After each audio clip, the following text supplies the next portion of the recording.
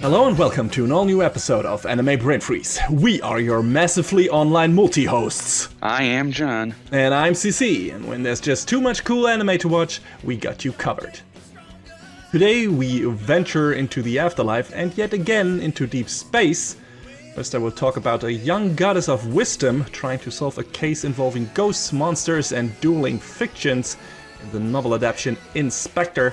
And after that, John will finally be able to talk about a proper anime version of a by now very seasoned, but regardless, due to a recent Western release, again, very relevant MMO, Phantasy Star Online 2. Yeah! Yay! So, we are looking forward to talk about these two shows and hope you are looking forward to listen to it. So, don't pause the pod, we'll be right back.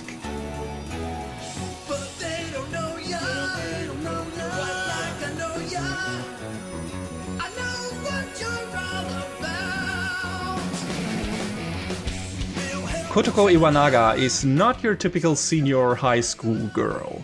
Ever since she was abducted by yokai as a child and heeded the call to become their goddess of wisdom, she has transformed into a wanderer between two worlds and a mediator for the creatures of myth and legend.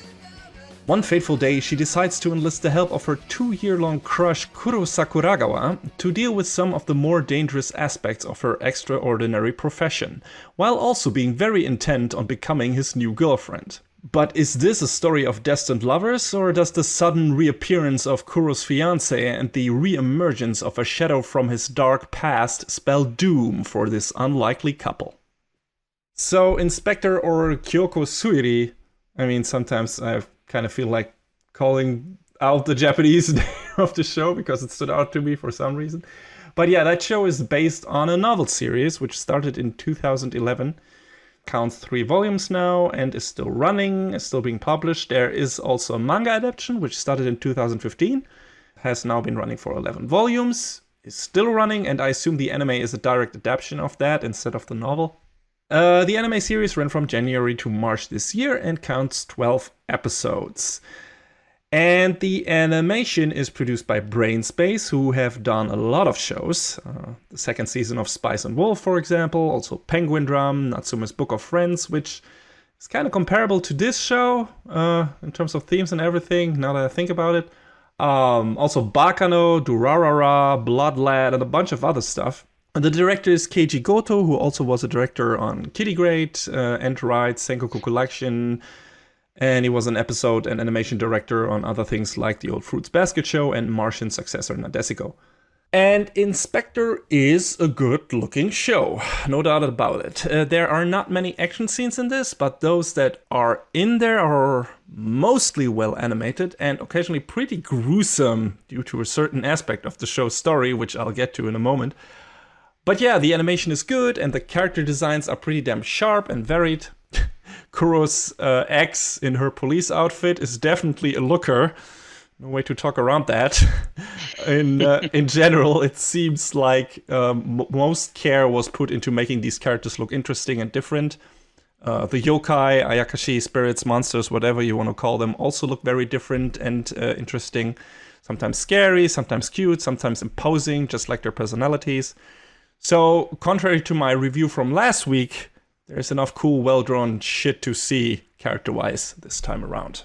The soundtrack is also neat. It was composed by Akihiro Manabe. I don't know what else he has done, but he delivered something solid here. Nothing too spectacular, but there are definitely 1 or 2 memorable themes in here. Especially the heroic version of the main theme is great. The ED is super catchy, and the 2 main characters dancing together while still being kind of apart for most of the time is a nice touch because it kind of fits how they behave in the show for most of the time. So what drew me into this series initially was its set of main characters and its world. And it seemed to be like this, kind of procedural, kind of detective maybe story thing set in the spirit world, which I'm like, okay, I'm interested in that. And from the get-go, Kotoko is already a pretty unusual female protagonist because she's handicapped. To become the yokai's goddess of wisdom, she had to give up her right eye and left leg and is now wearing prosthetics and has to rely on a cane to walk. Although these prosthetics follow anime logic. So they move and look just like a normal eye and a normal leg until the plot demands them not to.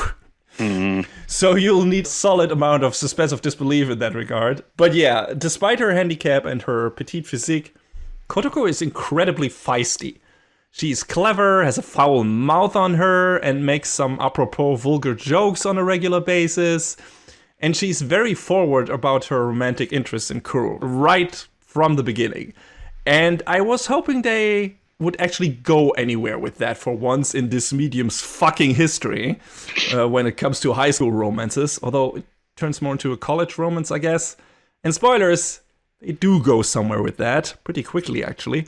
But yeah, I really like that forwardness of her character. It's pretty rare in anime. The show manages to give her this neat mix of a slightly childish obsession with Kuro and yet a very adult and reliable approach to her work and the more serious aspects of their life. She doesn't really have any powers besides being able to talk to yokai and conjuring them up and touching them if need be, but her intelligent analytic mind makes more than up for it when it comes to actually doing the investigative stuff. And on the other side of the coin, we have Kuro, who is her muscle and can come across like a bit of a bore for most of the show, though that is partially facade and partially just part of his character. Kotoko in the beginning of the show says he reminds her of a goat, in a positive way. Spacey, but with lots of vitality. Never underestimate a goat. But Kuro has a certain set of skills, which he gained by being forced to eat 2 kinds of yokai flesh as a child. He has the ability to see the future, because he ate the flesh of a kudan, and is damn near immortal, because he also ate the flesh of a mermaid. And these 2 skills complement each other pretty well, because technically, the kudan flesh enables Kuro to see the future, but only if he dies first. Oh. Yeah, quite the catch. Which is where the mermaid flesh comes in, naturally, because it gives him a Wolverine-ish healing factor and makes him quasi-immortal. He's still aging normally, at least for now, so he is unkillable, but not really immortal as in eternal youth immortal. But yeah, as you can imagine, that is an immense boon when he and Kotoko face off against the more dangerous yokai, since his blood also seems to be poison to them, and he can't easily be killed. And that also means he can win fights in general, even though he is not athletically gifted, pretty easily. It's cool to see him calmly assess the situation after dying and just walk up to a monster and evade its attacks, and then snapping its neck or something. But as I already alluded to, the way he obtained these powers is immensely fucked up, and so are the fights he is involved in, because he dies a lot. Very gruesome ways sometimes. And in general, the show has some really surprisingly dark aspects, moments, and themes to it. Not only on the visual side of things, but also, in certain story aspects. But still, most of the time, it manages to retain this kind of casual, funny, easygoing feel, mostly during the character conversations, and because of its set of main characters. And the yokai they meet are also fun or cute or appropriately creepy, depending on the situation. Kotoko has these 2 super cute spirit dog companions that I would like to have a plush version of. Another important character is Kuro's ex-fiancée, Saki, who after the show makes a time jump forward of 2 years in episode 3, has become a police officer. And when Kotoko meets Kuro for the first time, he and Saki are still a couple. But then Saki leaves him, as we learn later, because she got scared of Kuro, because he regenerated in front of her eyes when cutting himself by accident, and because they ran into a kappa one night at the river's bank, and that creature ran away in terror, since Kuro looks like a complete monstrosity to all yokai, because they see him as this disgusting amalgamation of a kudan and a mermaid and a human. They're also not very fond of their revered goddess of wisdom getting into relations with this, to them, hideous and scary dude. because they are very concerned for her well-being, which is kind of cute. Them like fussing over her and constantly like, why do we have to hang out with that guy? He's so disgusting, which is pretty funny. But they come around after a while and start to rely on Kuro as well, because he can be relied upon.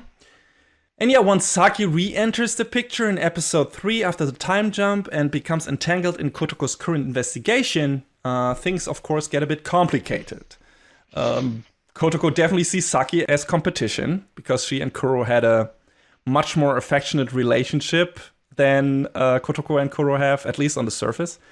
And Kuro still seems to have lingering feelings for Saki, which in the beginning makes things difficult between these three characters. And Kotoko, as fitting for her character, is not afraid to wave the fact that she and Kuro are a couple now in front of Saki's face on a constant basis, or use her relationship to the yokai to torture Saki a bit here and there. Which sounds... Vindictive much? Yeah, kinda. But it sounds more off-putting than it actually is, because she's such a fun, endearing character, and has a good heart underneath it all, and her interactions with Saki have this kind of genuine feel to it, that it doesn't come across as overly mean-spirited, no pun intended. So we have like 2.5 episodes of getting introduced to Kotoko, Kuro, and how Kotoko does her job. Like in the second episode, there is this Phoenix Wright-ish case where Kotoko interviews a giant guardian snake because a human corpse was dumped into its sacred lake, and it wants to know what the fuck is up with that. And during that investigation, Kotoko is basically doing a thought exercise while talking to the giant guardian snake, rather than actually investigating on the scene. Like, she considers all the clues and lays out several possible scenarios for what might have happened with the body that got dumped into the swamp and everything.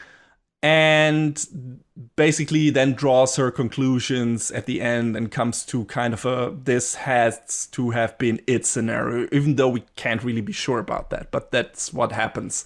And, you know, the guardian snake is okay with that, and we are supposed to be okay with that, I guess. The problem is it's not the most exciting way to solve a mystery, to be honest. It's more tell than show, or at least tell and show at the same time, because they do some flashback stuff, they do some, okay, this might have happened stuff with certain characters that are involved in that mystery. It's not just Kotoko talking, but she's talking over it all the time, like all the things that we see, and basically explaining what is happening on screen, even though that really isn't necessary. There could have been a more interesting way to stage this. It feels very, hey, this was a novel. There was a lot of writing and explaining and talking. Let's just fucking put that in all of those scenes and not do anything else to it. Oh, it's like, boy. like what is a visual medium kind of thing? Like the people who made this show have never actually considered what medium they're working in. So, yeah, this is how it feels, and this was like the first warning of what, in my opinion, doesn't work about the show at all, and which is also sadly the reason that the actual plot of this series is pretty boring, or at least staged and executed in a boring, or at least misguided way. So, after these 2 lead-in episodes, we get, like I said, a 2-year time jump. Kotoko and Kuro have been a couple for a while now, and they and Saki run into each other when investigating the case of Steel Lady Nanase, which seems to be the ghost of an idol which was crushed by steel beams. Then returned from the afterlife without a face, and is now swinging one of those giant steel beams as a weapon, and is starting to haunt and attack random human civilians. And the rest of the show from this moment on is basically Kotoko, Kuro, and Saki working together to unearth the secret behind Steel Lady Nanase. Questioning yokai witnesses about it, like trying to find out, is she actually a ghost? Did she commit suicide? Was she murdered? How did she really die? Is maybe someone responsible for killing her and bringing her back? How can they stop her and send her back to the afterlife? Which on the surface sounds like a really exciting mystery if done well, right? The problem is, just like with ID Invaded, it's not much of a mystery at all, though for different reasons. So I'm gonna give away a kind of big part of the story here, but I need to talk about what bothered me with the show and how it was handled. So be aware of that. I cannot be really vague about the identity of Steel Lady Nanase and how she came to be, so if you care about that aspect of the show, maybe skip to the next review now. So, Kuro and Kotoko turn out to be unreliable narrators. They knew from the get-go, or pretty early on, who the real culprit was all along. Since Kotoko saw the drawing of Steel Lady Nanase on a website, and it was painted, that drawing was painted in the style of the person who is responsible and who they know personally.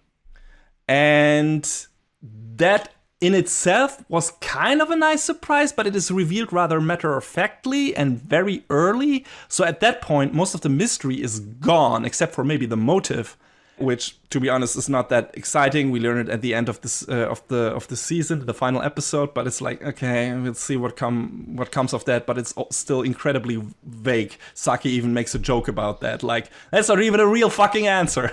It's literally what she says when Kotoko explains it to her. And Saki is also the point of view character for the audience here, and we get filled in on this revelation at the same time as she is. So, Steel Lady Nanase, as it turns out, was born from the shared imagination of people on the internet who looked at basically a creepypasta website. So she is something similar to the main antagonist in Recreators, which was also created and fed by different ideas about her from the internet. And that website where all this originated was created by the person behind all of this. And so to destroy Steel Lady Nanase, Kotoko basically has to craft a well-constructed fiction to rob this crowd-funded evil spirit of her powers.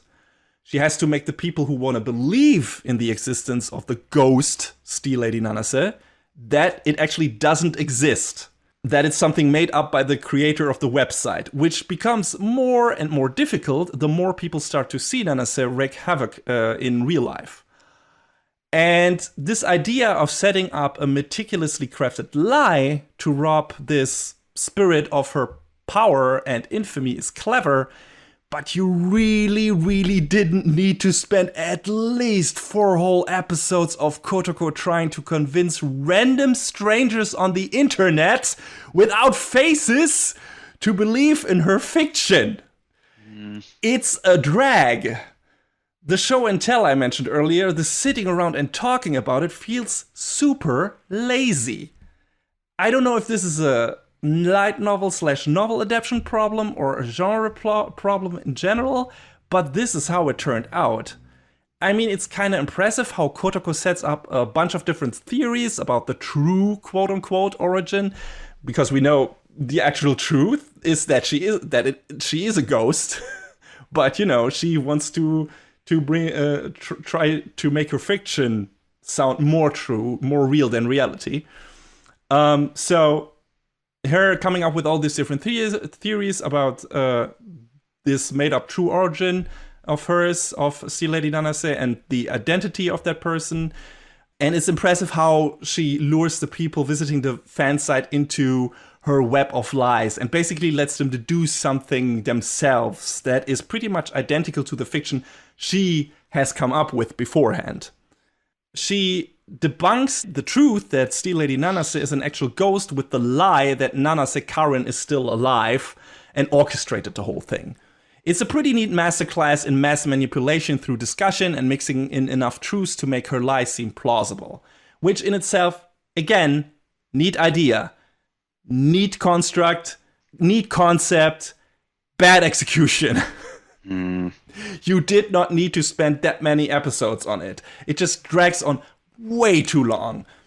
The villain does not play an integral part enough to make this duel of realistic fiction and fantastical truth an exciting endeavor at all. There's like one interaction between them when the antagonist like writes her own comment post on the website, and that's it, kinda.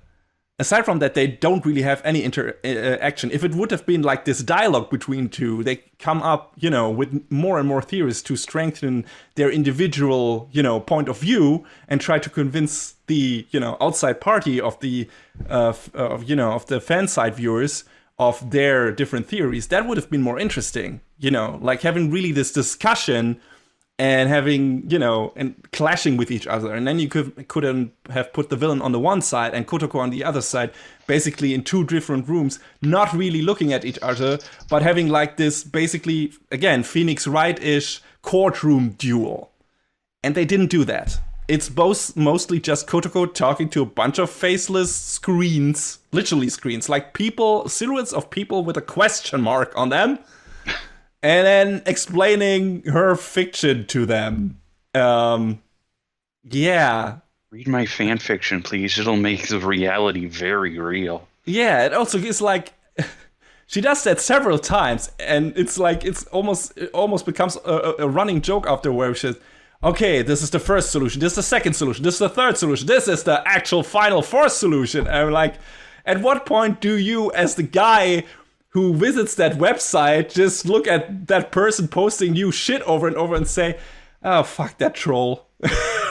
It's like, okay, why do you even give her the time of day? I mean, it's kind of convincing, somewhat convincing bullshit, but, she is constantly just monologuing about it.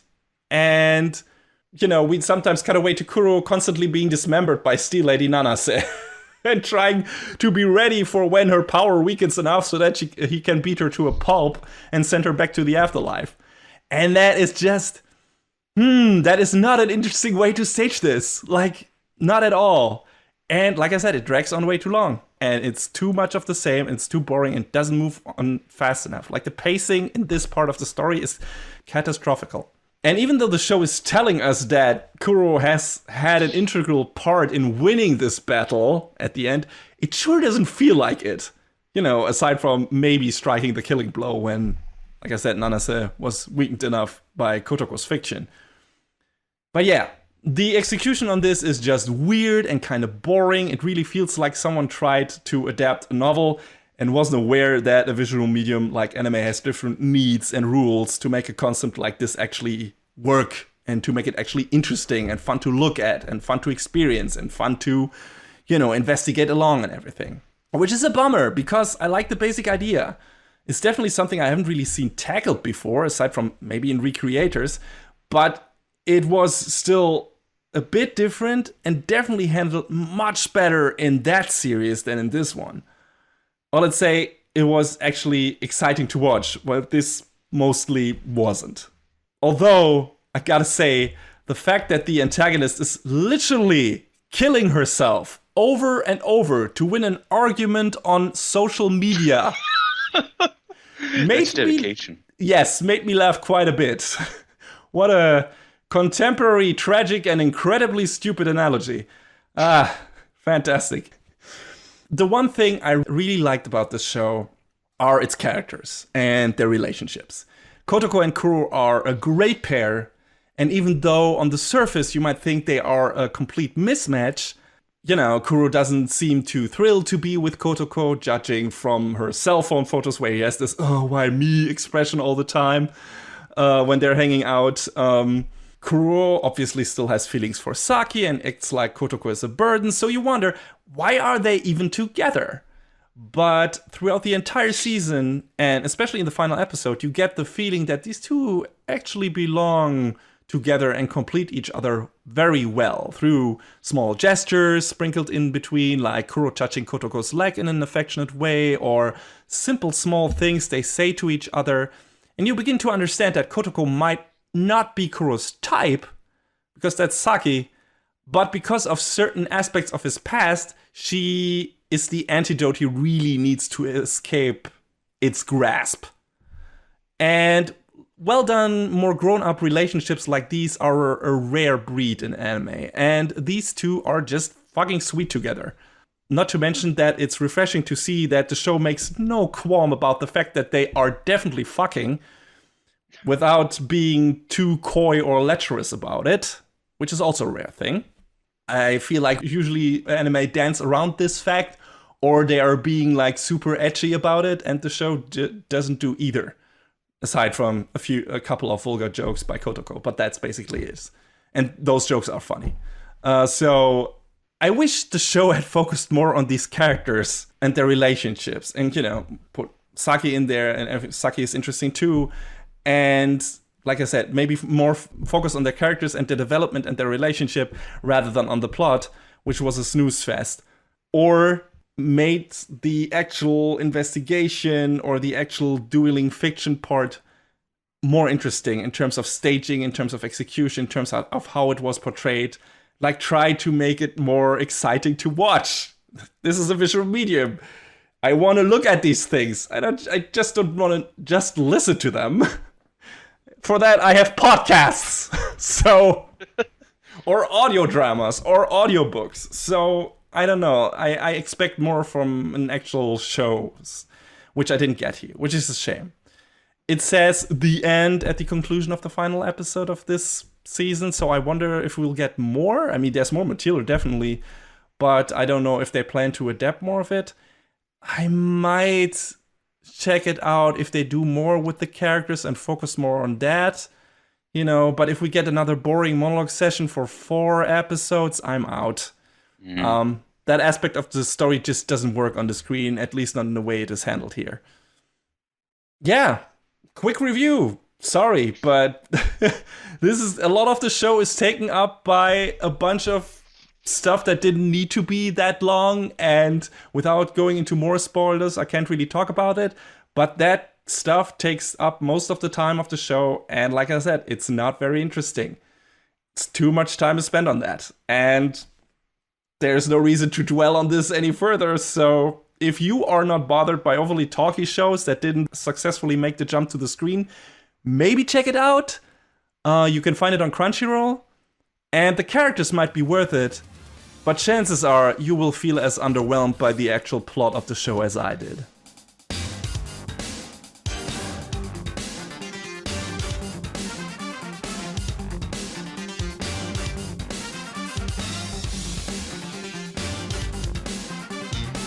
So, next up is a return to something that we previously talked about in a different form. Thankfully, maybe.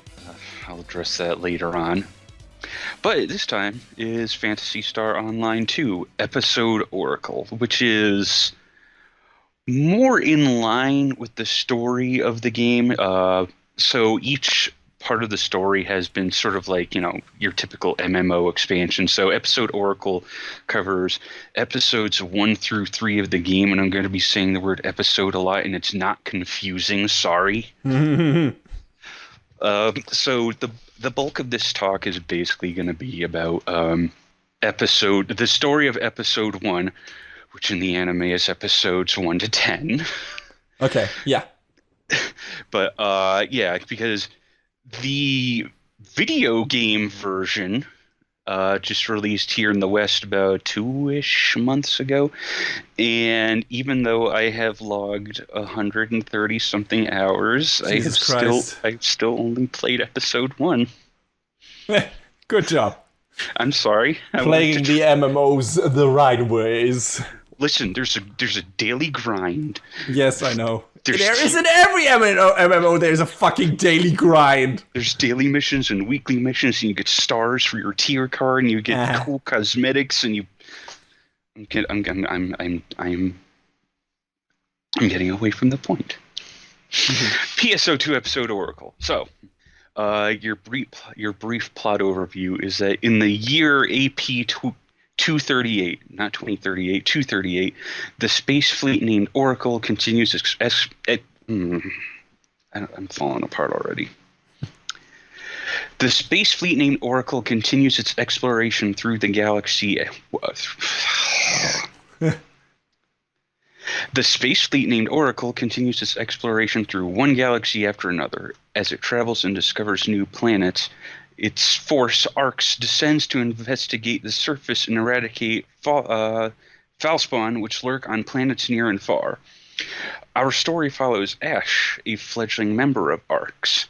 On his journey to aid his fellow friends and fighters, he meets a wide range of people, including a mysterious young lady named Matoy, on a routine mission on the planet Nevarius.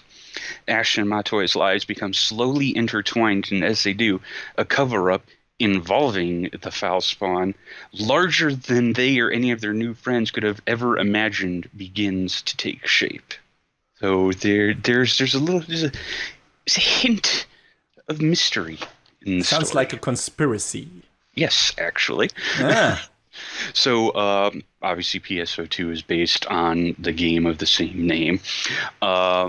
It was worked on by our friends at Studio Gonzo, who we have talked about previously in regard to they've worked on other shows such as Afro Samurai, the first season of Full Metal Panic. We talked before about Akiba's Trip, the animation, a show that I thought was decently fun and, for what it was, well enough produced.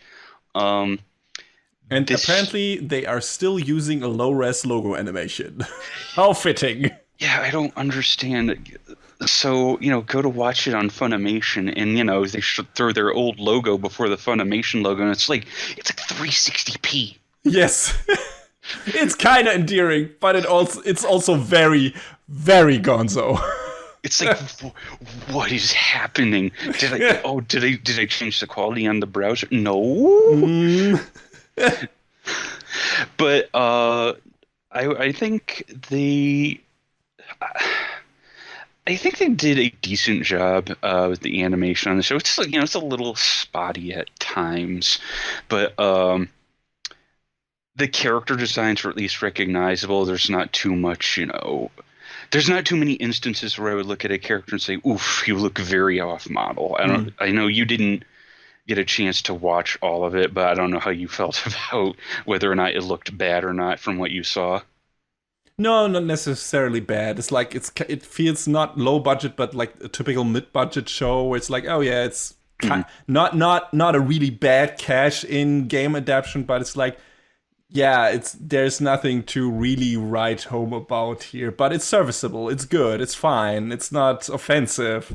Like I don't think even the CG was super bad or something, or did it get worse? The CG was, it was average throughout. They saved the CG for a lot of the cast, the robot characters. Ah, okay, that's good. I remember the CG in the other PSO2 series not being that great. That's why I'm asking. Yeah, but I mean, most of it was traditionally hand drawn. But okay, that's good. Being that this is an MMO, of course, there's different races of characters that you can choose. And one of them, like I said, is this race of robots called casts. And a lot of the CG was reserved for most of the shots of those characters. And it doesn't feel like super stiff. It could be a little better, but it looks fine, I feel like. Speaking of the different races and classes and everything, are all of them present? All of the ones from the game present in this? In this first season, or do we, get some of them later, maybe? I think you see all but one of the races. Like, there's, humans. I think that speaks for itself what they are. There's Newmans, which are basically sort of like... kind of cat girls. Or fairy elf thingies. More elven. Yeah. They have a higher, or they're supposed to be portrayed as having like a higher adeptness for like magics and whatnot. There was a race that was added later on after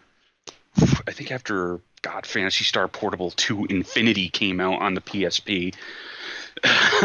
It definitely wasn't. I know which race you're talking about, and definitely wasn't in the first Phantasy Star Online that had the humans, and casts. Yeah, so they kind of carried that into the show.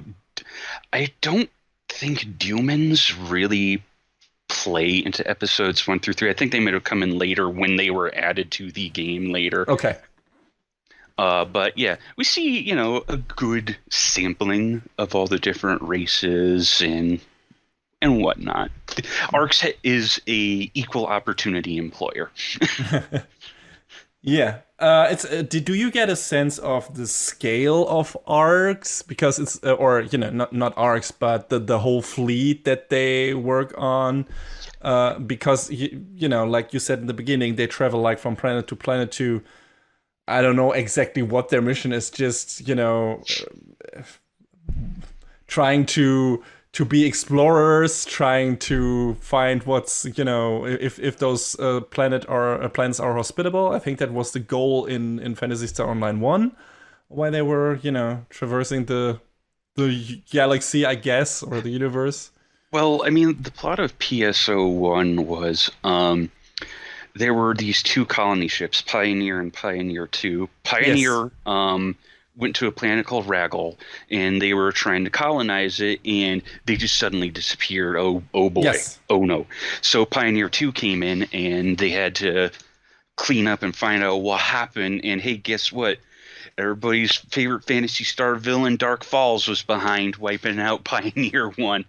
A man of many faces. Well, Yes. creature of many faces. Actually, on the ground below it.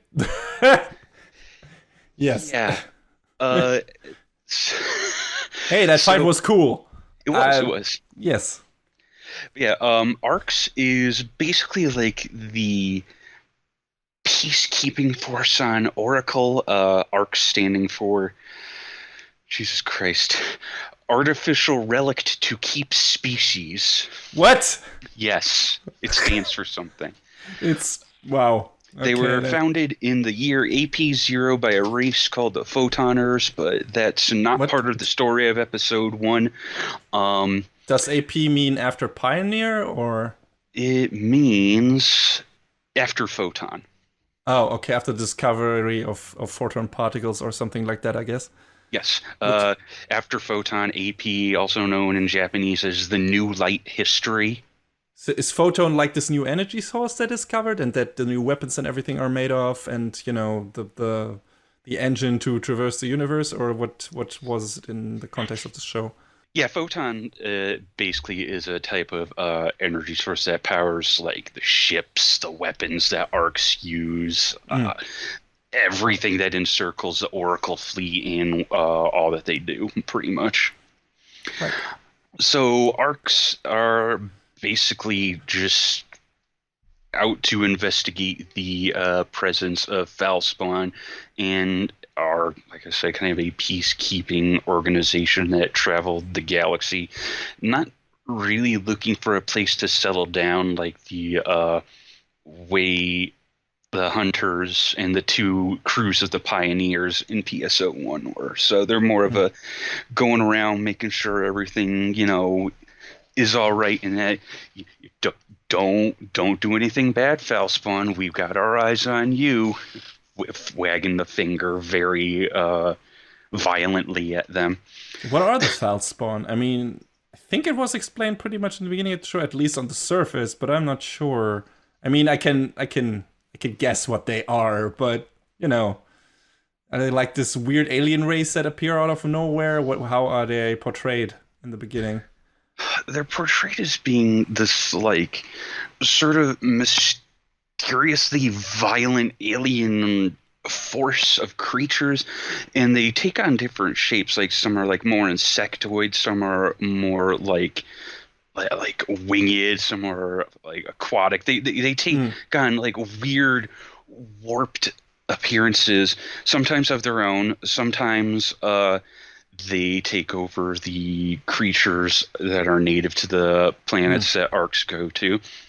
And there's this, they kind of explain it better in the show. It's weird because there's a lot of things that are kind of fleshed out in different ways in the show than in the game. And I'm of the belief that even though that there are some strange changes in the show that I do think still work, a lot of it works for the better. Kind of like, we didn't talk about it back when it aired because we were waiting on I think we were both waiting on the movie sequel to it, Fate Extra. Fate Extra Last Encore, that's what it was called. They So that was an adaptation of a PSP game, and boy, if they adapted that game straight, it would have been boring as shit to watch. So what they did was they were like, "Hey, we're gonna shift things around," because the way it worked in Fate Extra was, it's obviously a Holy Grail war, Yeah, yeah. but it's inside like this cyber world, and part of it involves Yeah, I remember. traversing this labyrinth, Yeah. and it's this changing labyrinth that changes after each stage of the war, of the tournament, as it were, basically. In the anime, they were like, "Yeah, that's boring. We're gonna make it so that each part of the Grail War is like a different tier of this world that the characters are traveling through, and the construction of that world depends on the master and the servant in that world." And it's like, okay, that works. And they sort of took certain elements of the game and changed them such that in PSO2, that is, and fleshed them out and made it, because in the game they changed how the story progression works in the game, and I feel like this bears mentioning. Back when the game first released, there was a system in place called the Matter Board, and Yes. it was like this bingo card where you're fulfilling different objectives, and you see the story play out in different orders, and there's even some branching paths with slightly different things that you can see. I still played that version when I played the fan translated Japanese version. Yeah, I play a little bit of that version as well, but after episode 5 came out, they were like, we're axing that. And Hmm. they killed it entirely. So the story progression now is, instead of going out and doing objectives in the world and seeing different cutscenes and interactions while you're out on these expeditions, now it's relegated to being like a list of cutscenes that you watch. And it kind of, I mean, it tells the story, but it kind of kills the momentum, because a lot of it is just like, oh, I'm going to watch a cutscene. Oh, I'm going to watch another cutscene. Yeah. Oh, hey, here's an actual fight. And now 5 more cutscenes, which, It's very Kojima. yeah, but I mean, it doesn't feel like Kojima. There's no like 45-minute fucking cutscenes. Okay. But still, it's not very well integrated into the actual gameplay. Yeah, I was saying to a friend of ours that they restructured the game and it didn't feel like they took that into account. Yeah. Um, They probably didn't. no. So the plot of episode 1 starts with our main hero, Ash, or your player character. I was about to ask, like, that's one of the things, this is again a character that doesn't really exist in the original game because you're supposed to fill that role. So did they give that character any interesting development? Did they write him a story, or basically that you were supposed to experience in the game that is interesting enough, or is he like this cardboard cutout coon? You know what? I feel like Ash is actually a real character, more so than Wow. your character gets to interact with the others in the game. Wow, that's a nice surprise. I'm glad to hear that. Like, he starts out sort of, awkward. He's a new ARCS operative. He's trying to make new friends and meet new people. He meets this kid Affin, and they become friends, and they go on missions together.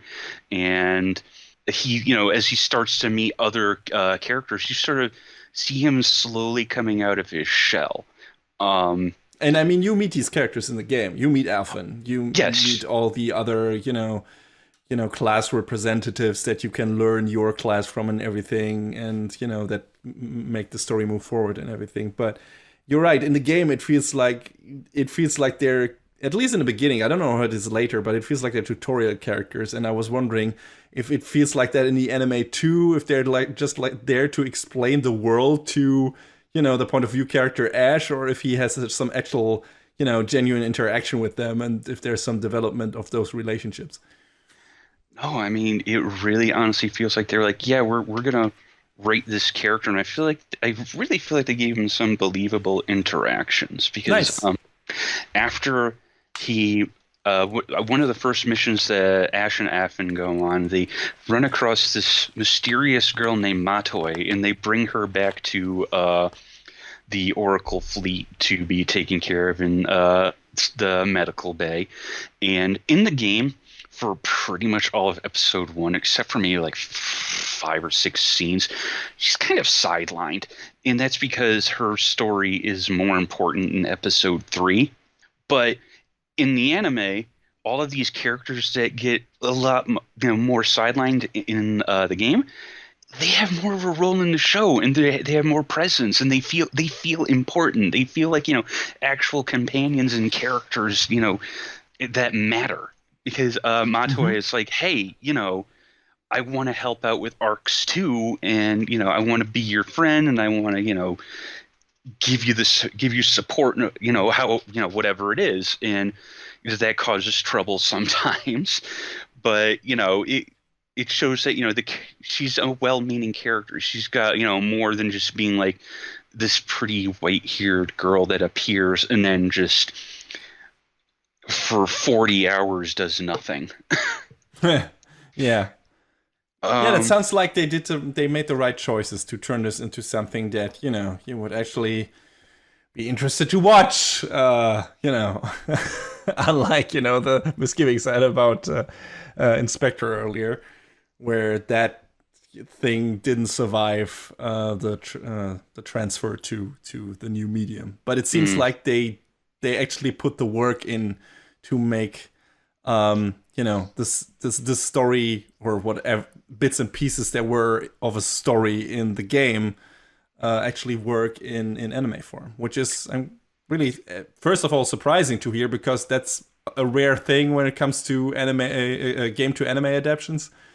And second, just in general, is nice. It's nice to hear.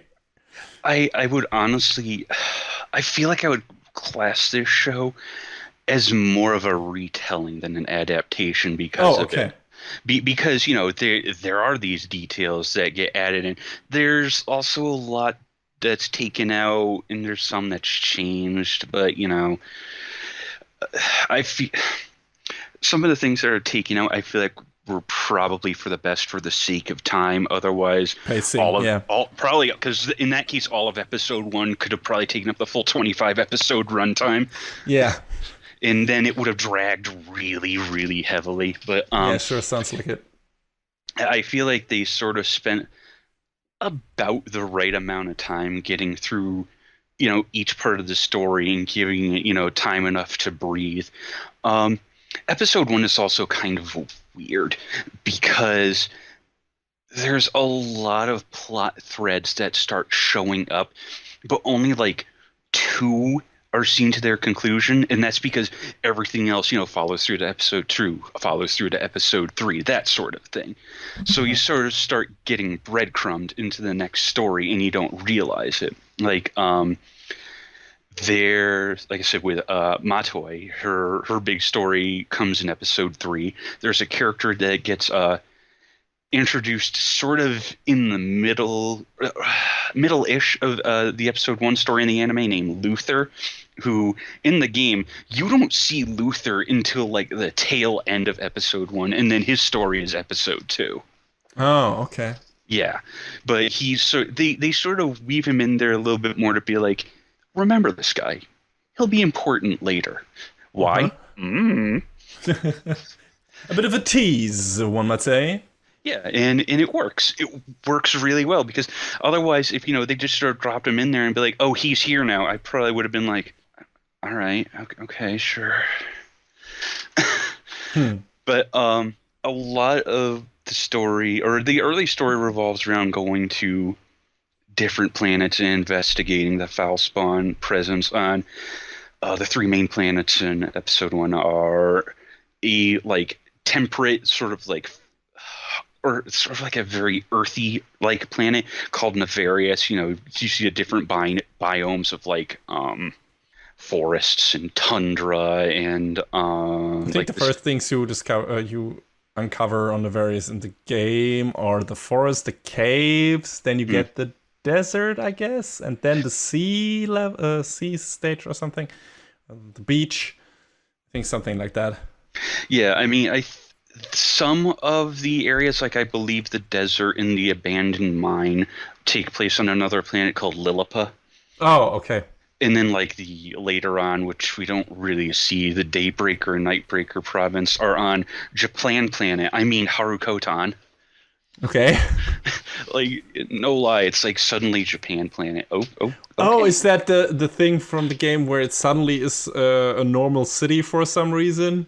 Where it looks like you're in fucking Tokyo or something? No, it looks more like, like Edo era Oh, Oriental okay. sort of.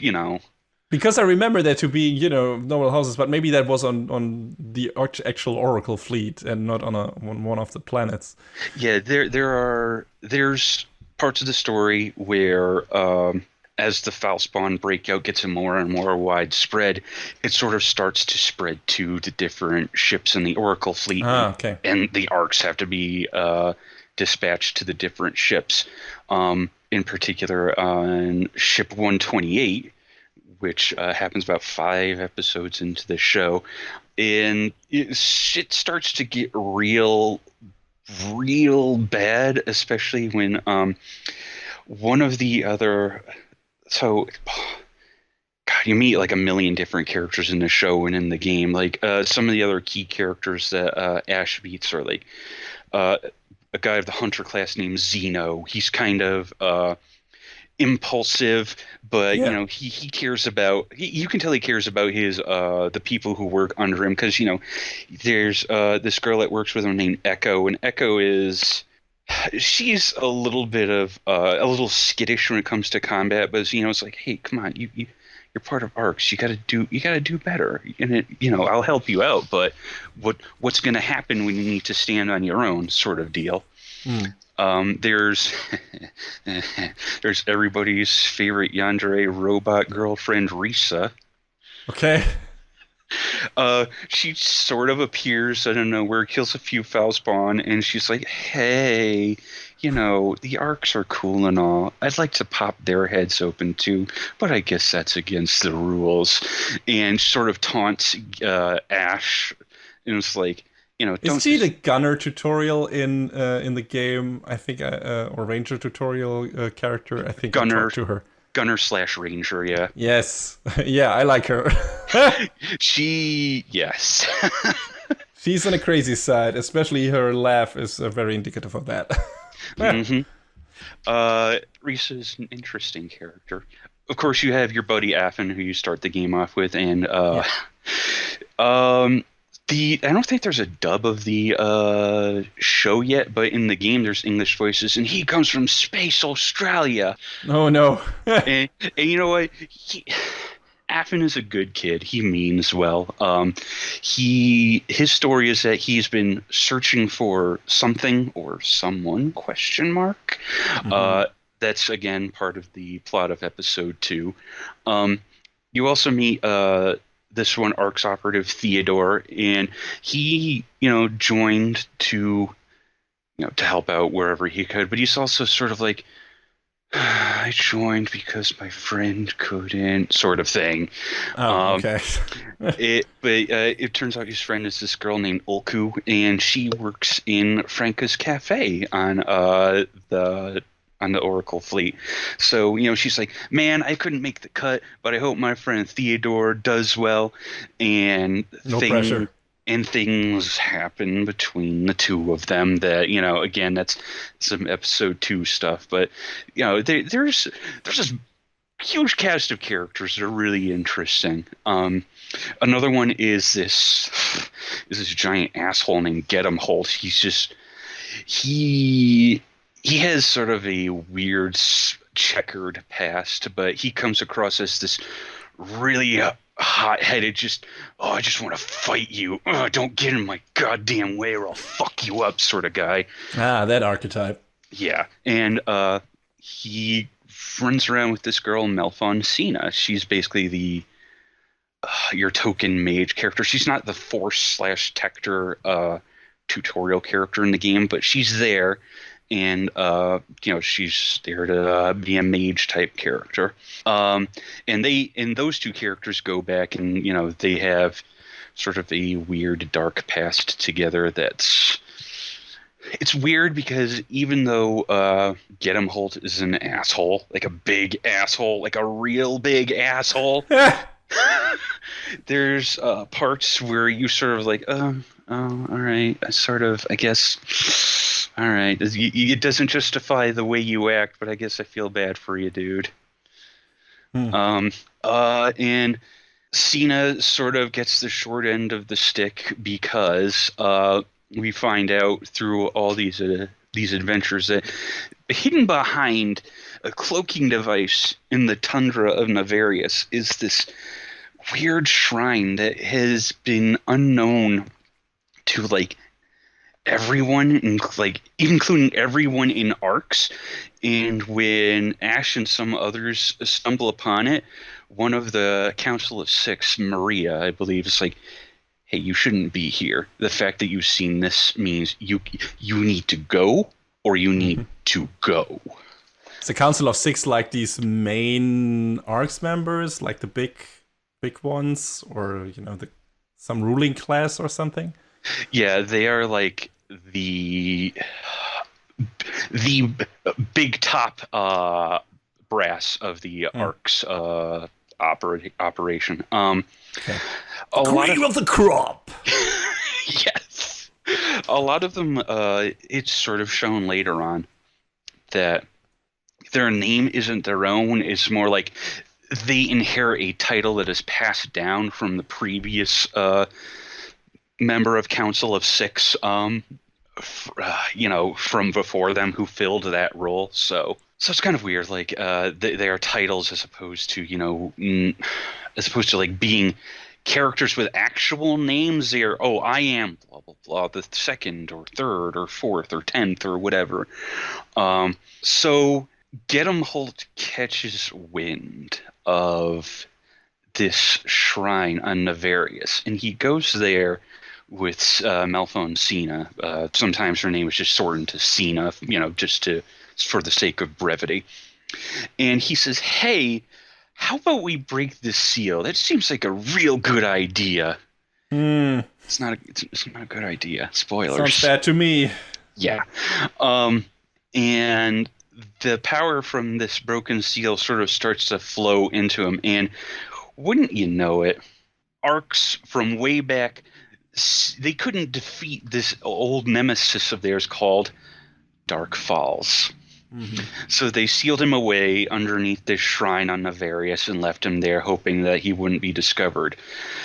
Well, when Cena breaks the seal and Gedem Holt loses his mind and almost kills her in the process, he becomes a creature called Dark Falls Elder.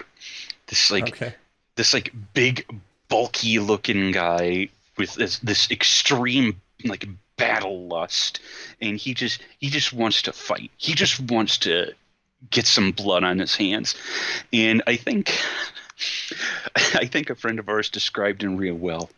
He's a Saturday morning cartoon villain. Oh boy. I mean, those can be fun.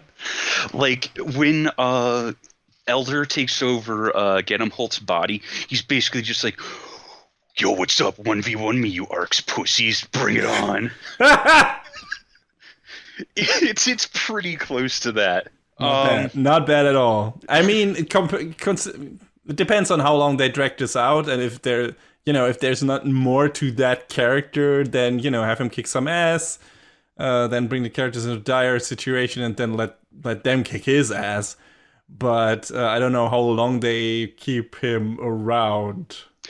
They don't drag that out too much. Good.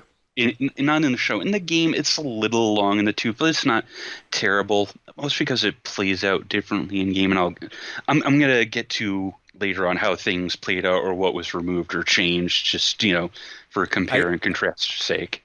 I assume the energy of Dark Falls is just maybe moving from character to character or something, and trying to become different incarnations and versions of Dark Falls.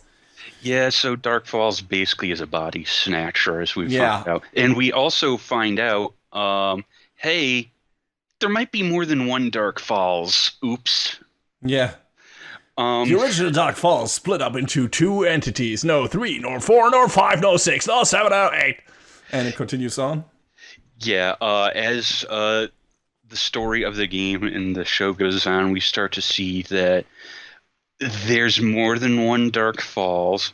They don't always see eye to eye to each other, which Oh, makes interesting. it Okay. makes it interesting because there's some Yeah. infighting between the Fallses. That is not bad at all. I didn't expect that. I was like, oh no, here's a new version of Dark Falls. Here's a new version of Dark Falls. Once the other one is beaten, you know? So I always get a more big bad, but still it's like a splinter or remnant or a ghost of the original Dark Falls or something. But this sounds like, so maybe they're all different aspects of the original Dark Falls personality or something who don't really see eye to eye. Is it kind of like that or? A little bit. It also goes back to something called the Profound Darkness, which is beyond the scope of episode 1. Welcome to my college life. But yeah, the concept of the Profound Darkness and what that deals with is beyond the scope of episode 1, and we're not going to talk about that this time around. Okay. But yeah, so Gedemholt loses his mind. He becomes Dark Falls Elder. He turns into a giant planet-eating monster called Elder the Gargantuan, and he sort of takes off and he does his thing. And now that the secret of Dark Falls is out, the Oracle fleet and Arcs are kind of like, oh, shit. I guess now we actually have to do something about this. Which we could have done all the time, probably, and then... Yeah. So when the Foulspawn outbreak starts to be more than can be reasonably handled, one of the leaders of the Council of Six, Regius, he is urged by this other character, Luther. Aha! There we go. He says, hey, buddy, you can end this by using the giant photon beam that's on the Ark's fleet main flagship. And Regius is like, I don't like the idea, but you're right. And I mean, what else do we have? A giant laser for us, So they power it up, and when they fire off this giant beam and defeat Elder the Gargantuan, it sort of takes a large chunk of the fleet with it. Whoops! Well, yeah, like 100 win some, you lose some. ships. Holy shit. Yeah, it's not a small number. And those were all populated, or? Yes. Wow, okay, that kind of sucks. I mean, so maybe... Regius kind of like, he has to play it off like, yeah, he's like, yes, this was absolutely necessary. All of those Arcs, gave their lives and services. It's like, dude. Yeah, what the fuck? Yeah, it's really like, oof. Maybe ask first. I mean, was it that urgent or, time sensitive, or was there time to maybe consider other options? Nope. Yeah, okay, great. Well, then sucks to be Regius, I guess. But it's weird because that's not the end of episode 1. Okay. Throughout episode 1, you meet this character named Kuna, and she asks Ash and the others about rampaging dragons, like these dragons that are like just completely taken up by the Foulspawn, and they've lost their sense of self and their faculties, and they just go around, in particular, hunting down and killing Arcs. I forgot to mention earlier that the part of the photon thing deals with having to filter out like the spores, the cells that the Foulspawn give off. So we sort of see a couple times that some Arcs operatives, when they absorb too much of this F factor, that's what it's called, F factor, if they can't purify it well, sometimes some hunters got to be put down. Ooh, okay. Yeah. But Kuna is going after this one dragon in particular called Hadred. And we find out that she and Hadred were part of this weird research facility where these people were experimenting with like dragon cells and whatnot on real actual people. And it turns out that Hadred was kind of a lab experiment gone wrong, and he just sort of starts to go nuts, and Kuna is out to stop him. Okay. When she and Ash are finally able to put down Hadred, there's this sort of bittersweet moment where Kuna's like, why couldn't you have ever just talked to me? What was the matter? After this happened, you stopped talking. And in his final moments, he's like, hey, you used to sing real nice. Can you sing for me one last time? It's like, oh. So with his dying breath, Hadred says that's Kuna. And Kuna, sings this one song for him. And after that, she decides, hey, I guess my mission's accomplished. So I'm gonna go and sing my songs for other people and make them happy. So it's your character became an idol, but had motivation to do it to enrich other people's lives. Who would have thought? and that's pretty cool. And that almost closes the curtain on episode 1 because we find out that all throughout Ash has had communications with this woman named Shion, and she seems to know things, like a lot of things, like everything, really.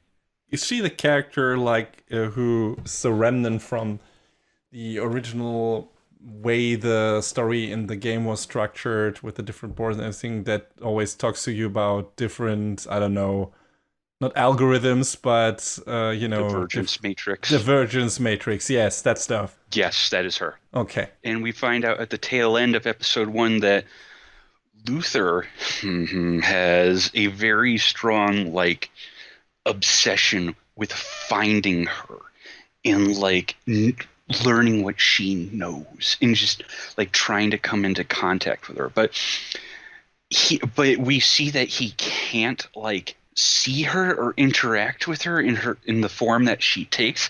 So he goes on this the end of episode 1 is the beginning of seeing this obsession that drives the story of episode 2. So, and that's pretty much the first 10 episodes of PSO2 episode Oracle, and a large chunk of that story of the game. And shit gets weird and real, and it's pretty cool. Sounds good. I'm sadly, due to time constraints, I wasn't able to get further into it than 1 or 2 episodes or 3. I'm not sure. But I didn't pick it up again. But yeah, this sounds actually like a really good and fun adaptation overall. Yeah, it is. I feel like I should run down the changes now because, I made sure to play through all of episode 1 for this talk, and I wanted to get to episode 2, but I haven't had a chance because... No spoilers, though. I might actually, either play the game version of this or, or actually watch the anime if there is going to be a second season of this. Yeah, no. So, like I said, everything is just going to be episode 1. Okay. Yeah. So in episode 1, you part of trying to hunt down the rampaging dragons deals with trying to interact with this race of draconians in these dragon ruins and in this floating continent on Navarius. And part of that story is driven by this researcher Aki and her assistant Wright, and you go from place to place with her, meeting with different draconians and trying to talk and parlay with them and learn about what their existence is like. And it culminates in you and Aki becoming friends with this giant quartz dragon and most of their race, and be like, hey, we're cool now. We have a better understanding of each other. And there's some development there that's really interesting. That also plays into trying to clear the foul spawn out of the dragon roost, where there is a fight where you're going around clearing out foul spawn, and as you do, draconian warriors start spawning in to help you, and it feels like, yeah, the warriors are here to help, and it's great and it's cool, and that's not in the anime. Oh, that sucks. Yeah. I was about to say, hey, PSO2 Heavensward. A little bit. There's this sub-story with this cast called Fourier, who's trying to learn about the natives of Lilliput, and she asks you to help, get to know them and ferret them out and speak. They're like these little 2-foot tall fuzzy, almost rabbit-looking things that you sort of get to know and interact with over the course of the game. Fourier is not in the show. Mm. When Cena and Gedemholt are releasing Elder, there's this interesting inner dialogue moment where you only hear half of the dialogue, where Gedemholt is like, "What do you mean I'm weak? Shut the fuck up. I'm not weak. You're the one who's weak. That's why I'm taking your strength." And that's not in the game. Oh, okay. Yeah, so you see this sort of like dialogue where you don't see who he's yelling at, but you sort of get the idea that because, Dark Falls, he's coming out to play, that he's like, "No, I'm taking your power," and Elder's like, "Nah, bro, I'm taking yours." Yeah. You are too weak-minded. Yeah. Yeah. In that moment, when Elder comes out, he takes on a form called Fal's Hunal, which is like a big stone armor version of himself that you, the player, Xeno, Echo, and one of the member of the Council of Six, Kasra, all fight. And it's this knockdown, drag-out fight that's not in the show. Oh, that sounds too cool. That sounds cool. I don't know why they didn't put it in. It's weird. I don't know. So when Elder takes off and he becomes Elder the Gargantuan, in the game there are these two raids that you do. One is fighting his hands, which are giant, where his fingers turn into like giant Cerberus hands. Okay. Called the Raging Obsidian Arms. And then when you fight Elder itself, he's like this giant creature where his arms are like, he has 6 arms. They like come out of him like these long tentacle things, and they call him Elder of the Unfathomable Abyss, and it's this wild fight.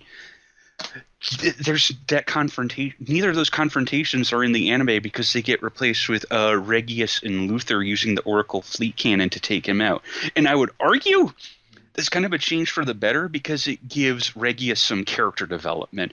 Because, he does this thing that you can tell he's not on board with doing, but he has to keep up the facade that I did this for the greater good. Yeah. It gives the thing more gravitas, I guess, because if you go by the rules of the game, he should have been just able to send in some orcs to beat the shit out of that version of, Elder. And to make it more of a threat, we actually have to unleash this weapon of mass destruction that takes out like a whole lot of our fleet. So yeah, that gives it makes more sense. Yeah, it makes more sense and makes the situation more heavy, more grim, and more desperate and everything. So I guess it feels more dramatic. Kuna's motivation is different in the show than it is in the game, because in the game we sort of get the impression that she is a gun that's hired by the Council of Six, and there's a little bit of that in the game, in the show, but not to the same extent. They make her seem more autonomous and like she's, I'm hunting down Hadrid to get a conclusion to my own story. Also, you find out in the game that she is the idol Kuna before, she has that shift in character the show, which is kind of a weird narrative dissonance between the two. But the show does a better job of fleshing out the backstory between Kuna and Hadrid than the game does, which, I appreciate that. And probably the last big change, like I've kind of gone on and said, is Luther. Luther is a lot more present than he is in the game, and it works better because it makes him seem a lot more nefarious, because in the game he shows up in literally the last moment of the last chapter of episode 1, whereas in the show we see flashes of him throughout, and you sort of get that seed planted in your head that maybe he's not a good person. He's probably not. And probably the actual last change is Ash himself. He's a surrogate for the player character, but he feels like he has an impact on those around him and the conversations and the interactions he has, because the interactions you have with the characters in the game, they're there, but it's not excusing the game because it's a game from 2012, but it feels like it could be more substantial in game. Whereas Ash talks to the characters, he gets to know them. There's this one conversation with Malfoncina later on, where Cena is pouring out his heart to him, and Ash is like, I don't know what to tell you. All I can do is empathize with you, and I can say, in the moment that things happened, you did what you thought was right. And if you need someone to listen to, if you need someone to listen to, or you need someone to talk to, hey, I'll be there. You can talk to me. And it's like, you know what? I appreciate that more than just, oh, blah blah blah blah blue, sort of here's your dialogue choice list of here's the good answer, here's the evil answer. His was the it felt like the real, like, hey, I wasn't in that situation, but I can tell you, probably would have done the same thing, sort of deal. So I like that. Then he feels more like a character, and I always prefer that. That's the old conundrum about games where you create your own character, and that's kind of always the case in MMOs, and try to play that story as yourself, which I always like. I don't prefer this version of handling an RPG or an online game or anything, any game really. I always prefer a well-crafted individual character that I can empathize with and thus feel his the story through his or her eyes, right? That's more interesting to me than the game trying to make me the main character and me trying to imagine myself being in that situation without giving me any additional characteristics, because it's like, no, you're the bland slate because you make the decisions. It's like, no, but I don't. I know myself. I can't learn anything new about myself really by doing this. Yeah, there's some very rare cases in games where that happens, and those are very good games. But most of the time it's like, okay, I do things, talk to these characters the way I would, but that's not necessarily interesting to me. I mean, that's different for each player and everything. Everyone plays differently. But for me, it's always like, no, I would rather have a character that is really, really well crafted and I can empathize with, and that really fits into the story that all these characters relate to, that, that he has a relationship with all these characters. And it always feels like especially in the older MMOs, like your character, they don't really do that with your character. You always almost this blank slate hero type who is kind of a savior in some way or another, or the rookie who has to learn everything about this world and gets basically filled into it by the other characters, and then exposition dump and that and shit.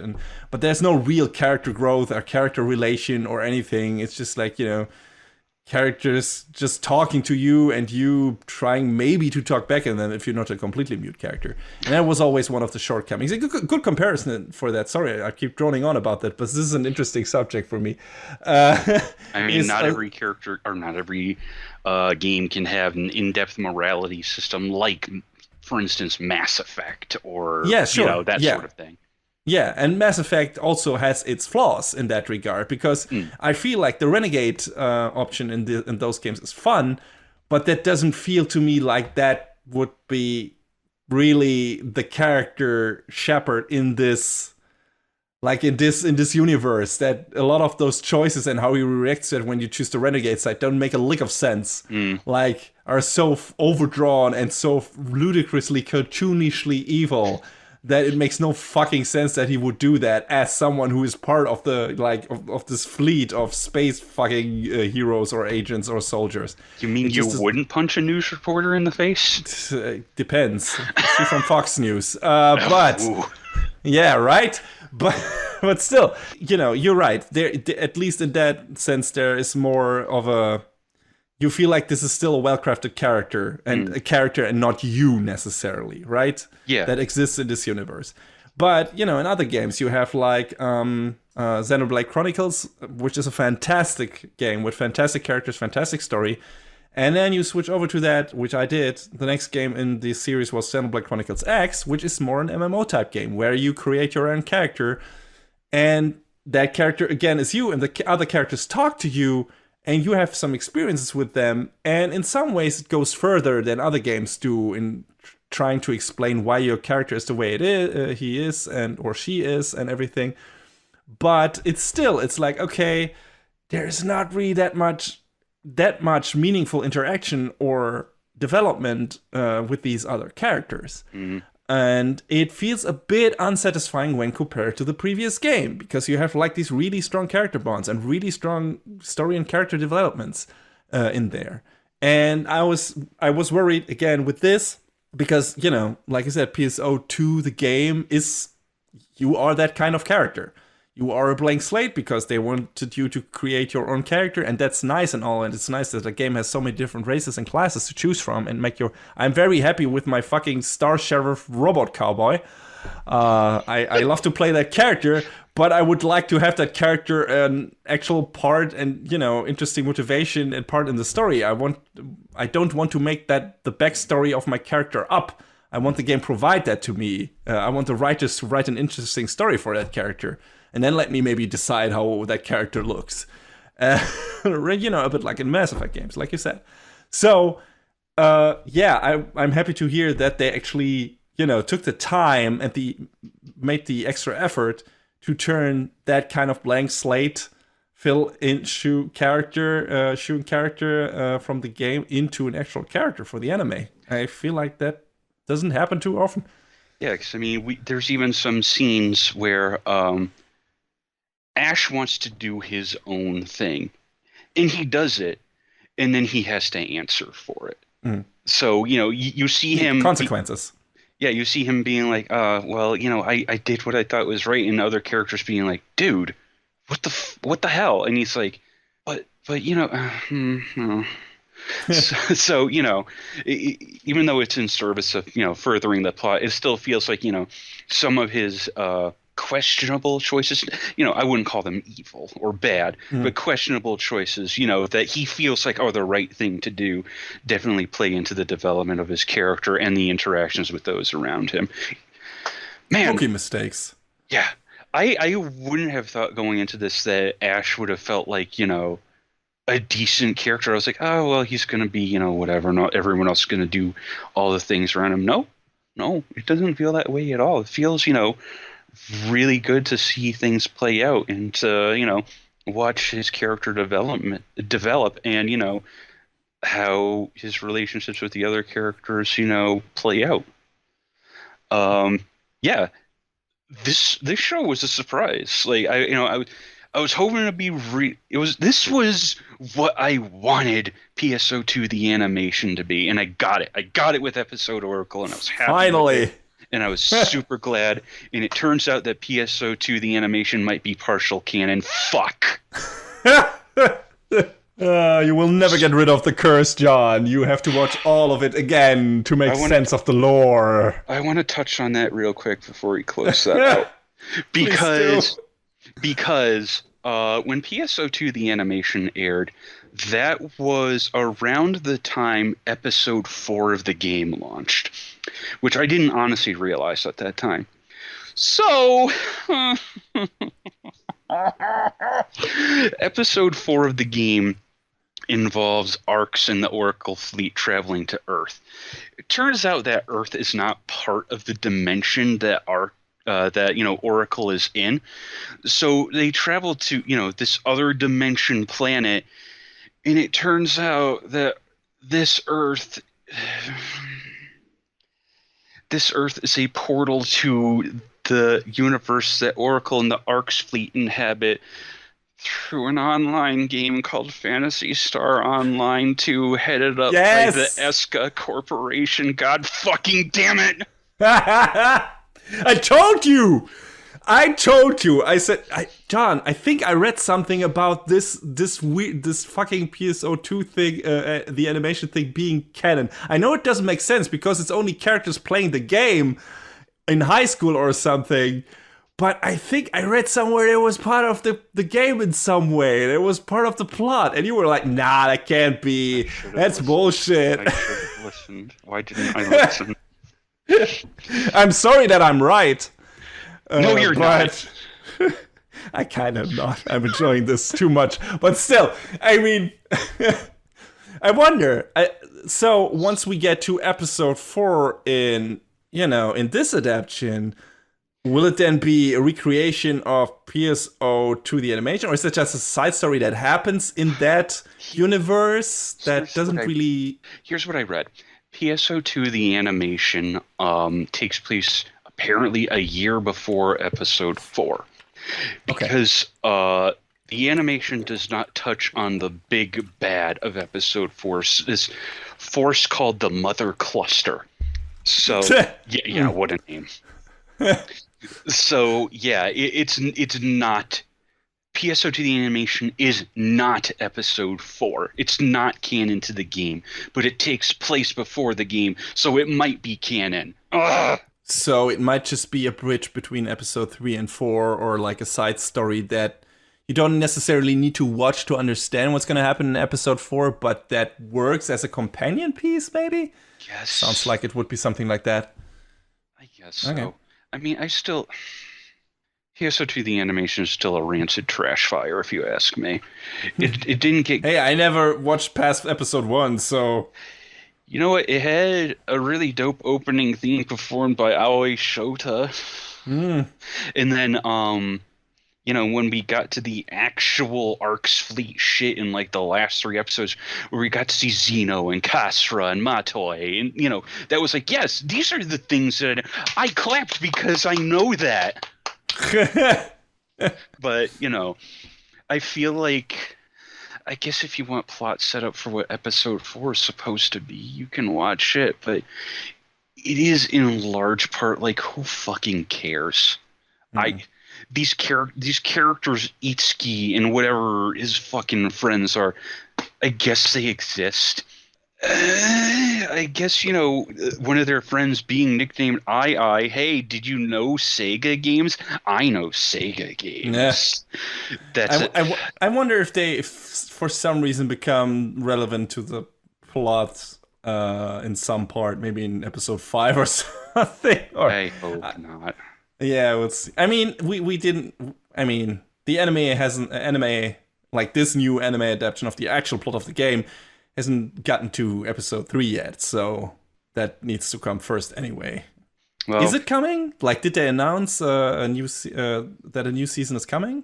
There's been no announcement of like an episode Oracle Part 2, I guess you could call it. But yeah, I mean, if they make it, they have the same crew working on it, and they take the same care to, like, make the story more interesting. Yeah, I'll watch it. But before then, I got to play through episodes 2 and 3 because episode 4 is coming out in August. But I kind of put that on the back burner because I want to get through Destiny 2 before literally 85% of the game is vaulted in September. Oops. Yeah, that doesn't sound like a good time. But yeah, if you're looking for a primer on the story of Phantasy Star Online 2, Episode Oracle isn't a bad place to start. And then if you want to play the game and then watch the show, or watch the show and then play the game, it's neat to, compare and contrast the differences between the two. So you can be like, oh, I can understand why they made this change, or I'm not sure why they made that change, that sort of thing. It's still really neat. So yeah, I feel like this show is, worth watching. It's definitely enjoyable. It's got, all of the characters that are pertinent, that are, key and pertinent to the story for the most part. The animation is pretty solid. I will say it was kind of a little weird because the scene where Gedem Holt becomes Elder and then turns into Elder the Gargantuan, they just lifted that FMV from the game wholesale and put it into the show. Oh, okay. And I mean, it doesn't look out of place and it doesn't look bad, but I was watching it, I was like, not having seen the cut scene for myself in the game before that point, I was like, is this just an asset from the game? And I went and looked up, I was like, oh, yep. It sounds like the reverse thing they did for Final Fantasy 15, where they put stuff from Kingslave just in the fucking game. Oh, yeah. And it doesn't make a lick of sense because you don't have the context. They just show this giant battle, I think, and that's it. Yeah. Yeah. Wow. Okay. At least in this in PSO2, it makes a bit more sense. Yeah, there is at least some level of consistency on that front. But yeah, PSO2 episode Oracle it's definitely enjoyable to watch. If you're interested in the story of the game and you don't have time to play the game because it's an MMO, it's a time sink, but there's in the story quests you can actually play stuff at a lower difficulty, so you don't have to like grind up to max level or get like top tier gear. You just sort of play the game at a lower difficulty and enjoy it and still get the same experience of the story. So I think that's cool that is an option in there. And believe you me, sometimes playing on hard mode when the enemies are at your level is not the best choice to make. That fight with Fal's Huno, when you're at level, holy shit. Okay, I'll see if I'll ever get there. But yeah, PSO2 episode Oracle, really good.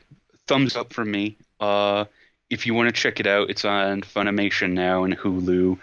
And streaming internationally, it looks like it's on Wakanim, Usasia, and Anime Lab. So, if you have a cursory interest, you can check it out. You can see the characters. You can hear snippets of the music from the game, because it's one thing I didn't touch on. The show and the game has real good music. Sega always knows what they're doing with their music. You can say what you will about some of their games, but the music is really good. So yeah, I would say, if you have an interest, check it out.